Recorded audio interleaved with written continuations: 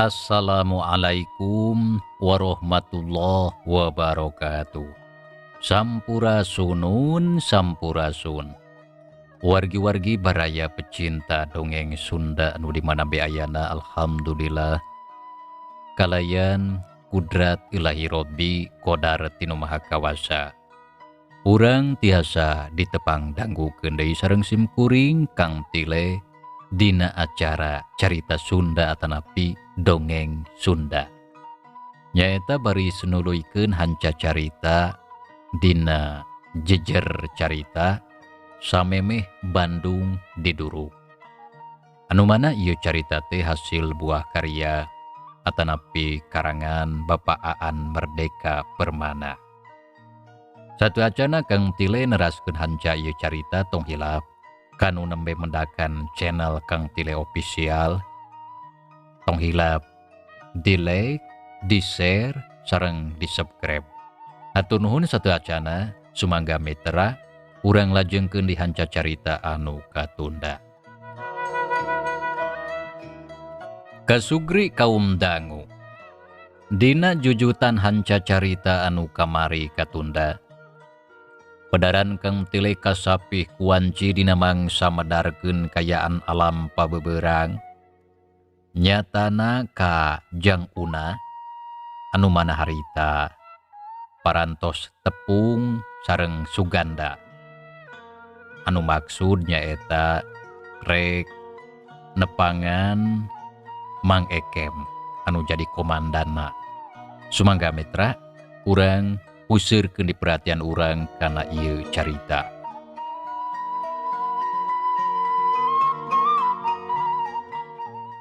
Mitra kaum dangu, Jang Una ngiringkeun Suganda pikeun mengadap ka Mang Ekem komandan sektor. "Syukur maneh daek nepungan kula," ceuk Mang Ekem. Suganda neuteub seukeut ka Mang Ekem, manehna heran ku ucapan komandan sektor. Jigana Mang Ekem oge surti naon sababna Suganda neuteub kitu. "Maneh teh alona si Jejen. Tapi ayeuna maneh kudu ngintip-ngintip paripolah Mang maneh kumaha sanggup." Suganda reuwaseun da buktina Mang Ekem geus apal. "Canggem nun?" "Alus." Geus kitu Mang Ekem nerangkeun. Yen Mang Jejen keur dicurigai sabab kapanggih dedeuketan jeung pihak sekutu, maneh nu ku kula ditugaskeun ngawaskeun si Jejen. Ceuk Mang Ekem neuteub seukeut. Bari tetep tungkul Suganda unggeug. "Siap komandan." Mitra kaum dangu, ngan pasosorena Mang Karna datang kadinya. "Saja laporan nun." "Soal naon?" Mang Karna Bapak Kukutna Jang Una nyebutkeun cenah para pajuang anu belanja ka toko beas di Persabanen teu bisa nganjuk beas. "Beuh, peda naonnya? Peda hutang anu samemehna acan dibayar." "Rupina sanes ukur eta hungkul masalahna. Margi Mang Uju bade balanja beas bari mawa duit, angger ditolak," ceuk Mang Karna. "Kurang ajar. Nu dagang mah teu bisa kitu. Sing saha bae anu rek meuli kudu diladenan." Mang Ekem ambek. Geus kitu Mang Ekem ngalieu ka Jang Una. "Coba maneh anu balanja beasna," cenah. "Artosna ti mana?" "Nganjuk heula kitu." Tapi mangkarna nerangkeun mitra, yen pangusaha toko daek mere nganjuk teh ka anggota kesatuan. Kasih una mah teu aya anu apal pasti moal dibere nganjuk, ceuk mangkarna. Tanya ka bandahara, aya duit teu jang meuli kontan. Anggota ulah kalaparan teu nyatu bisa leumpeuh teu bisa bajoang. Ceuk Mang Ekem. Kakara isukna mitra jang una dibekelan duit jeung belanja beas indit ka Cicadas dibaturan ku Suganda. Ngan geus datang ka sababaraha toko beas nu bogana nyebutkeun beas keur kosong. Hari itu aya tumpukan koni. Geus dipesen kurang kaler. Malah duitna Gusti heula. Sangkilang beasna mah numpuk can dicokot. Ceuk nu boga toko. Ngulincer ka toko beas sejena sarua meresa benan teu bisa ngajual beas. Ari alesana teh cenah geus aya anu mesen. Kumaha geuning kalah kieu? Jang una bingung, Suganda oge bingung. Beas di kasatuan geus beuki ipis, pajoang ulah tepi ka kalaparan.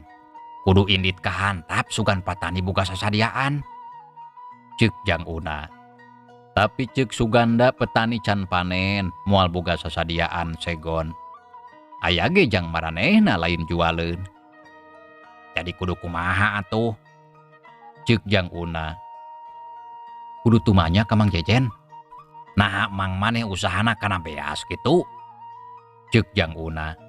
Lain ngan uing curiga. Mamang uing bisa jadi apal naon pangna beas jadi hese. Ceuk Suganda. Kamana neangan emang maneh ayeuna-ayeuna? Suganda ngahuleng heula bangun anu keur mikir. Ka Ciburial sugan nyampak didinya. Ceuk Suganda. Nya bari sakalian lungtik polah Mang Jejen. Di mana Ciburial teh? Eta tonggoheun kudang mesiu bojong koneng. Oh, di Cikutra kalerun Cicadasnya. Nya. Tembal Suganda. Nah, make rek neang Mang maneh ka Ciburial. Sabab di Ciburial aya Imah Aki Sanusi, bapak terena Mang Jejen. Uing hayang milu tapi kumaha mun Mang maneh apaleun yen uing teh tukang bubuahan anu ngaliwat ka kantor militer di Jalan Jawa teh. Ceuk jang una. Make dudukuy we bebeskeun saret irung mah. Ceuk Suganda.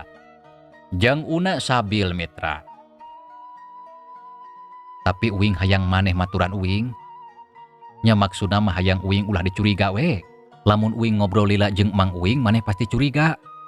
Ceuk Suganda. Bener oge. Ceuk jang una. Ayo atuh. Pamustunganana mitra. Jang una milu ka Suganda pikeun muru ka Ciburial. Ti Cicadas maranehna laleumpang mapai jalan Cikutra. Geus tepi ka wewengkon bojong koneng mengkol ka katuhu. Geus kitu Bang Blas muru ka jalan anu mimiteuna netek nanjak. Geus rada anjog ka wewengkon pasir jalan teh mapai-mapai benteng waweg.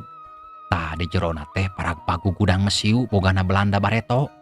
Ceuk Suganda. Sabada Jepang asup ka dieu. Gudang mesiu dikawasa ku Jepang.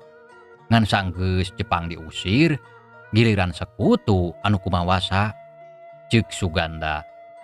Maneh sagalanya ho. Eta oge ceuk Aki Sanusi. Omong Suganda. Perlu sajam leuwih hayang tepi ka kampung Ciburial teh. Akhirna anjog ka imahna Aki Sanusi. Imah panggung lumayan lega. Sampurasun. Ceuk Suganda uluk salam. Rampes. Kadenge sora aki-aki taweh boh di patengahan. Torojol katepas aya aki-aki di baju kampret calana sontok diiket hideung. Manya sia ganda? Cenah. Sumuhun ki. Sok asup ari eta saha? Pun una batur salembur di Cicadas aki. Sok kewat asup we. Kasugri kaum dangu. Saenggeus ngobrol ngaler ngidul Suganda kakarangasongkeun pamaksudan sabenerna. Yen cenah hayang tepung jeung mangna. Nah, jagos lila tarangaran toka dio si ontohod teh. Walon Aki Sanusi. Ngadenge beja kitu. Suganda ngahuleng. Dicarekan ku Aki si tangkurak teh. Ceuk Aki Sanusi. Peda naon? Eta siga anu weureu mang maneh make ngalamun hayang ngabitukeun gedong peteng. Ceuk Aki Sanusi. Naon gedang peteng teh Aki? Eta gudang musiu Bojong Koneng. Urang dieu mah ngalandina teh gedong peteng we. Da peteng atawa poek teu dipikanya ku jalma luar. Ceuk Aki Sanusi. Jang Una jeung Suganda ngahuleng heula. Nah kanggo naon gudang musiu make kedah dibitukeun?